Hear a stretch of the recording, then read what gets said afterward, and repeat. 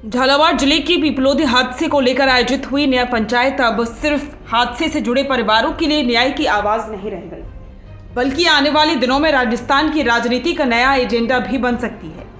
इस पंचायत में भारत आदिवासी पार्टी के सांसद राजकुमार रोत ने सरकार पर जमकर निशाना साधा और अपने भाषण से साफ कर दिया कि उनकी रणनीति अब सड़क से लेकर संसद तक सरकार को घेरने की है। कांग्रेस, भाजपा और आरएलपी जैसे बड़े दल जहां विधानसभा चुनाव की तैयारी में लगे हुए हैं, तो वहीं अब लग रहा है कि भारत आदिवासी पार्टी भी चुनावी बिसात पर अपने पत्ते बिछाने में जुट चुकी है। पिपलोदी स्कूल हादसे में मासूम बच्चों की मौत ने पूरे राजस्थान को झकझोर दिया था। इस घटना को लेकर बनी नाराजगी को राजकुमार रोत ने मौके में बदल लिया। उनका कहना था कि अगर सरकार समय रहते न्याय करती है तो हमें पंचायत की जरूरत नहीं पड़ती।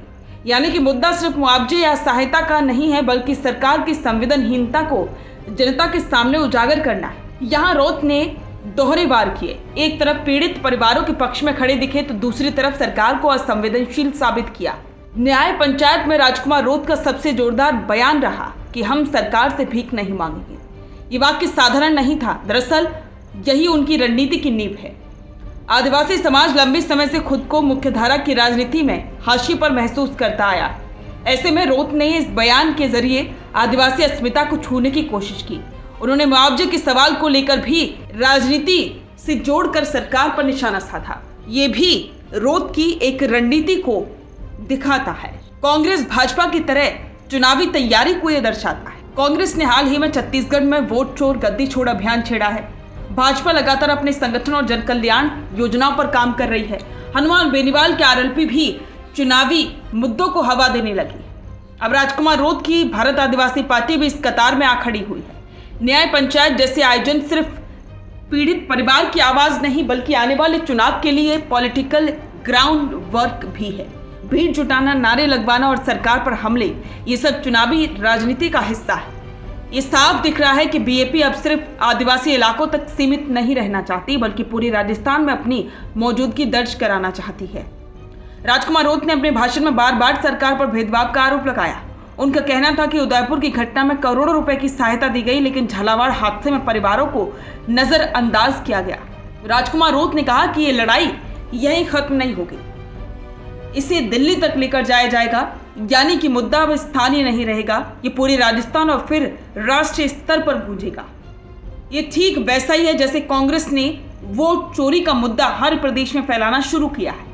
रोत भी चाहते हैं कि पिपलोदी हादसा एक आदिवासी अस्मिता का प्रतीक बन जाए, जिससे कि आदिवासी वोटर उनके पक्ष में जाए, ना कि बीजेपी और कांग्रेस के। यहाँ बड़ा सवाल यही है कि राजकुमार रोत की असली रणनीति क्या है।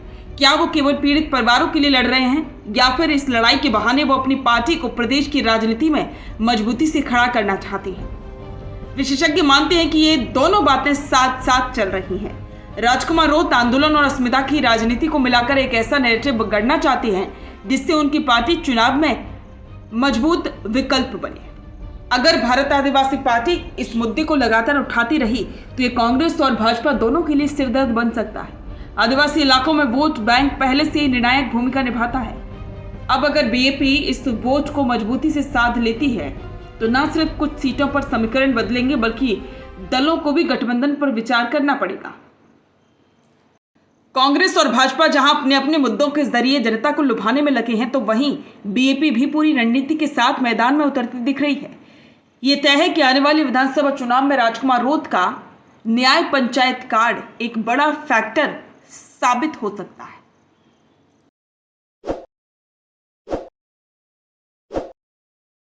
ताज़ा खबरों के लिए विजिट करें द फैक्ट इंडिया की वेबसाइट और डाउनलोड करें द फैक्ट इंडिया ऐप।